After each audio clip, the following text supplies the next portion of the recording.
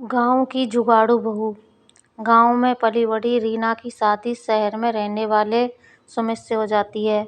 रीना अपने पति सुमित और सास सरला के साथ खुशी खुशी रहती है। गरीबी में पली बड़ी रीना एक जुगाड़ू लड़की थी और हर काम में उसके जुगाड़ लगाने से उसकी सास बड़ी परेशान थी। एक दिन सरला अपनी बहू रीना से कहती है, सरला, रीना बहू, देख तो मैं बाजार गई तो ये तकिए के नए कवर लाई हूँ। वो क्या है ना, पुराने वाले फट गए थे। रीना, जानती हूँ माँ जी, इसलिए मैंने पुराने रखे सभी कवर को छोड़कर नया कवर बना दिया। सरला, ओए अच्छा, मैं तो भूल ही गई थी कि मेरी बहू तो जुगाड़ू है। वो हर चीज़ में कोई ना कोई जुगाड़ लगा ही लेती है। अच्छा, अब इन नए कवर को अलमारी में रख दे, कोई मेहमान आएगा तब निकाल लेंगे। इसको ऐसे ही कुछ दिन बीत। फिर एक रोज़ सरला और सुमित डिनर करने के लिए बैठे होते हैं।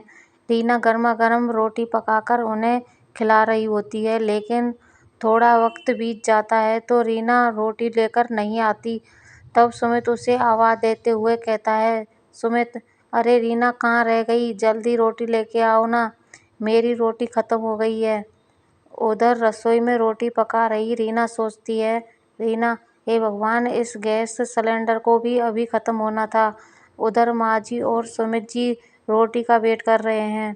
अब यूँ आधे पेट उन्हें उठाना सही नहीं रहेगा। सोच रीना, सोच, अपना ही कोई जुगाड़ सोच। फिर इतना कहकर रीना छत पर रखी कुछ लकड़ियाँ ले आती है। फिर 4 ईंटों का चूल्हा बनाकर उसमें रोटी सेकती है और फिर गर्मा गर्म रोटी पकाकर सबको खाने को देती है। फिर अगले दिन सुबह सरला अपनी बहू की मदद के लिए रसोई घर में जाती है तो देखती है कि उसकी बहू बर्तन राख से धो रही होती। सरला, अरे बहू, ये क्या कर रही है तू, राख से बर्तन धो रही है? रीना, हाँ माँ जी, अभी देखिए सारे बर्तन कैसे चमक जाएंगे। अरे हमारे गांव में तो साबुन कहाँ होता था, हम तो राख से ही बर्तन धोते थे। बर्तन में भी चमक आ जाती है, साथ ही साबुन के पैसे भी बच जाते हैं। सरला, हाँ हाँ, वो सब तो ठीक है, पर एक बात बता, तू ये राख लाई कहाँ से?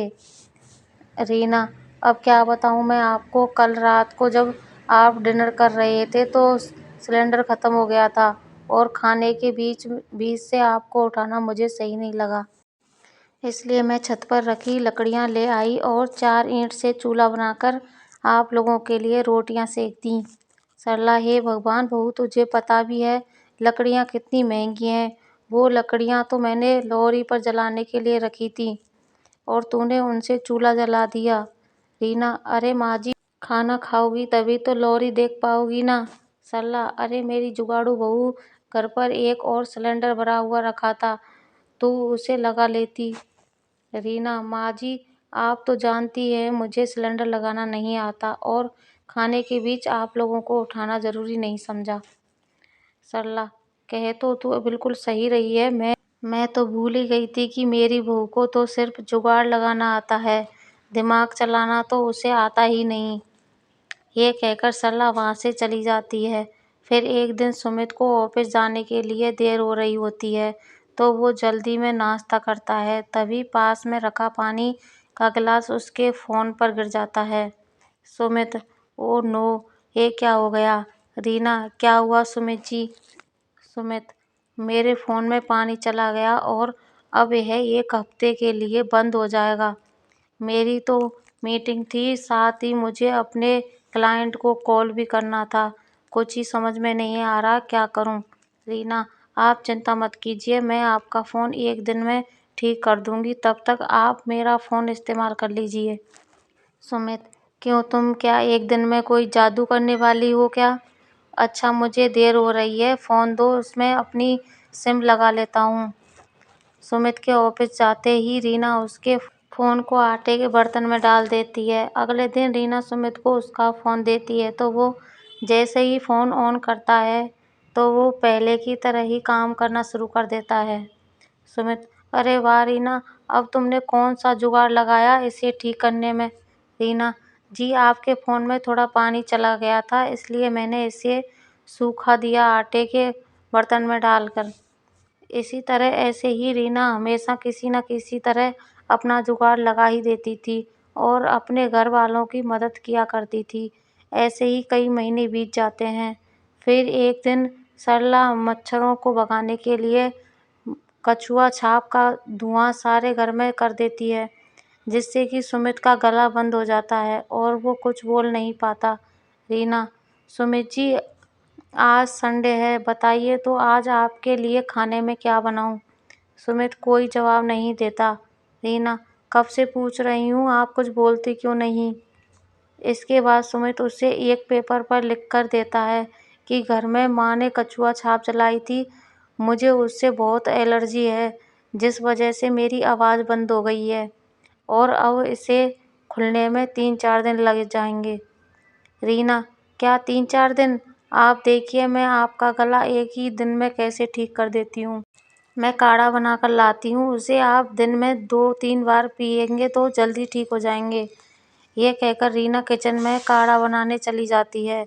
दूसरी तरफ सरला को याद आ जाता है कि उसके बेटे को तो इस धुएं से एलर्जी है।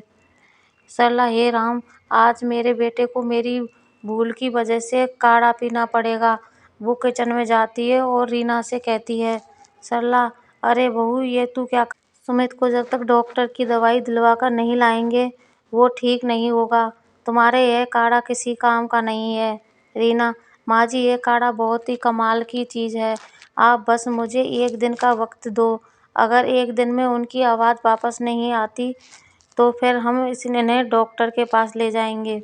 सरला के लाख समझाने के बावजूद भी रीना उसकी एक नहीं सुनती और अपने पति को दिन में 2-3 बार काढ़ा बनाकर पिलाती है।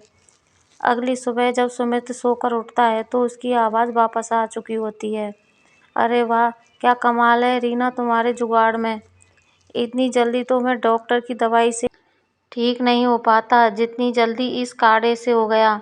सुमित: माँ, देखा तुमने रीना के जुगाड़ का कमाल। सरला: हाँ बेटा, तू सही कह रहा है। तेरी आवाज़ तो पहले की तरह वो ठीक हो गई है। मानना पड़ेगा बहू के जुगाड़ को, ये इस बार भी काम आ गया। अब तो मुझे बहू के जुगाड़ पर पूरा भरोसा हो गया है। ये हमें हमेशा सही फल ही देता है। रीना: तो मान ही गए ना आप लोग मेरे जुगाड़ को कि ये कोई नुकसान नहीं देता और हमेशा सही वक्त पर काम आता है। सरला: हाँ हाँ मेरी जुगाड़ू बहू। ये कहते ही सभी जोर जोर से हंसने लगते हैं। इस कहानी से आपने क्या सीखा, नीचे कमेंट में हमें ज़रूर बताइए। कहानी अच्छी लगी हो तो लाइक कर लें, शेयर करें और चैनल को सब्सक्राइब कर लें।